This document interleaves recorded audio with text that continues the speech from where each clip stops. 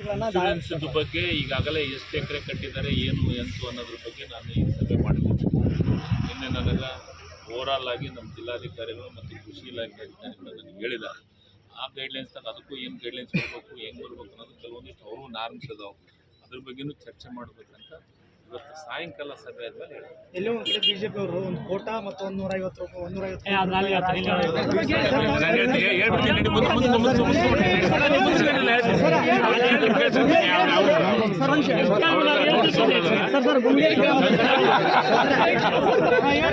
ಗುಂಗೇರಿ ಗ್ರಾಮದಲ್ಲಿ ಇತ್ತೀಚೆಗೆ ರೈತರ ಒಂದು ಕೋಟಾ ಮತ್ತೊಂದು 150 ಕೋಟಿ ಇಂದ ಸಚಿವ ಸ್ಥಾನ ಪಡ್ಕೊಂಡು ಜಿಲ್ಲೆಗೆ ಅಂತ ಹೇಳಿದ್ರು. ಅದಕ್ಕೇನು ಈಗ ನಮ್ಮ ಕಾಂಗ್ರೆಸ್ದ ಸಂಸ್ಕೃತಿ ಅದಲ್ಲ, BJP ಸಂಸ್ಕೃತಿ ಅದು ಹೌದು.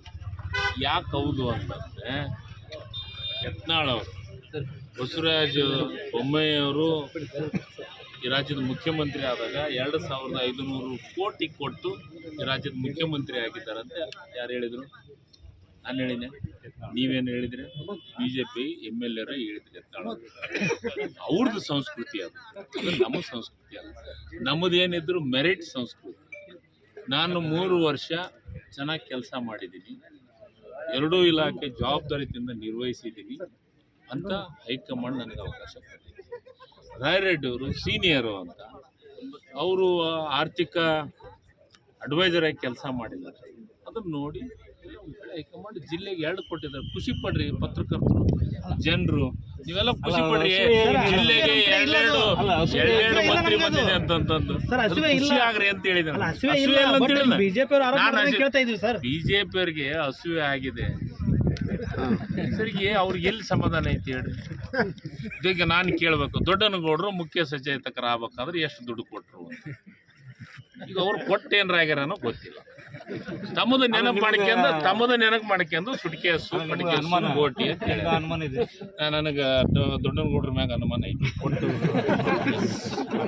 ಸರ್, ಇತ್ತೀಚೆಗೆ ಗುಂಗೇರಿ ಗ್ರಾಮದಲ್ಲಿ ಇನ್ನೊಂದು ಕಾಂಗ್ರೆಸ್ನಲ್ಲಿ ಈಗ ನಿಷ್ಠಾವಂತರಿಗೆ ನ್ಯಾಯ ಸಿಗ್ತಾ ಇಲ್ಲ ಅನ್ನೋ ಒಂದು ಗಂಭೀರ ಆರೋಪ ನಿಮ್ಮ ಶಾಸಕರಲ್ಲಿ ಕೇಳಿ ಬರ್ತಾ ಇದೆ. ನಾನು ಇನ್ನೂ ಕಾಂಗ್ರೆಸ್ ಸಣ್ಣ ಹಿಂದೆ ಸಿದ್ದರಾಮಯ್ಯನವ್ರ ಗೌರ್ಮೆಂಟ್ 6ರಿಂದ 1 ತಿಂಗಳು DK ಶಿವಕುಮಾರ್ಗೆ ಮಂತ್ರಿ ಮಾಡಿದ್ದೇವೆ.